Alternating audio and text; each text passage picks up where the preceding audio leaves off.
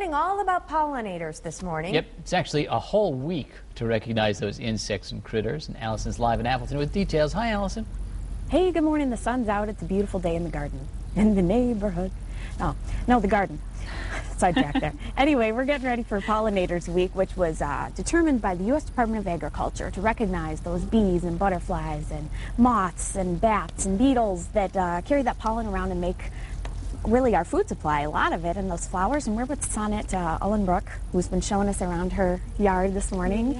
Yeah. And tell us a little bit, you know, the bees are starting to come out now. Mm-hmm. You get a lot of bees and stuff like that in your yard. That's right.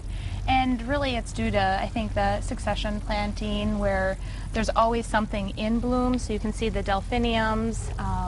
Now the purple coneflowers just started, and they will, the whole bed has sporadically planted the purple coneflowers.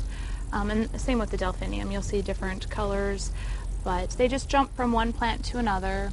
So, I mean, you have a lot of plants in here, and that's part of the reason, too. Mm-hmm. Absolutely. So they can just go from plant to plant. So they continue to pollinate and gather the nectar from one plant to another. And that's important to keep things flowering and different. Mm-hmm. You know, what's different, I guess, between, you know, just somebody's regular flower beds in a garden where, you know, pollinators would show up to actually, why would you go out of your way to make it more accessible for pollinators? Well, because 75% of all plants need pollinators, so it's really important to have them in your beds. And really, the gardeners absolutely love them. Mm-hmm. Yeah, farmers too, I know. And farmers too, yeah. Yeah, absolutely. Tell me about, we've been hearing a lot more about native plants, you know, plants that are from this area. You have a few of those planted over here. Right. I've been slowly but surely adding more and more native plants to my landscape, planting them with the new varieties also.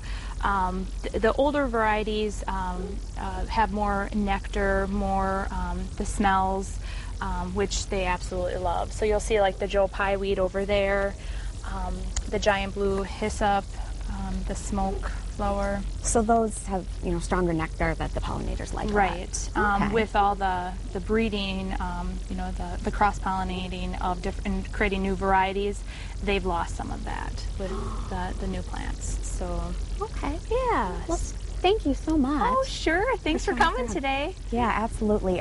Sonnet's garden was just on the garden walk they had out here last weekend, and they're going to have another one in July. In July, for the homeless shelter. So if you want to see it for yourself, you can do that. But hey, check out fox11online.com on our Good Day page, the story about planting for pollinators. I have a link there where it's a whole guide for picking out plants and how to do that if you want to welcome pollinators. It's specific to our region here in Wisconsin. So it's really cool. Check that out if you've been interested in what we've been showing you this morning. Thanks, Allison. Cool. She has a beautiful garden. Yeah. See ya. Absolutely. Toy Story 3.